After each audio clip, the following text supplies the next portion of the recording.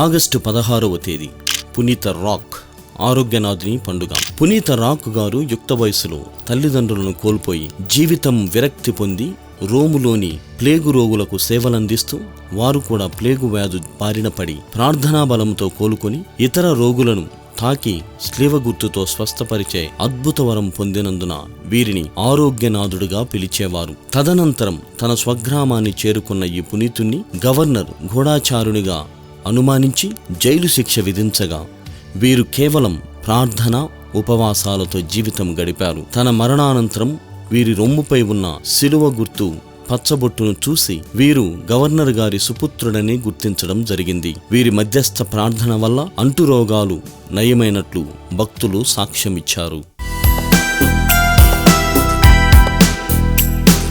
పునీతారోగ్యనాథుడా మా కొరకు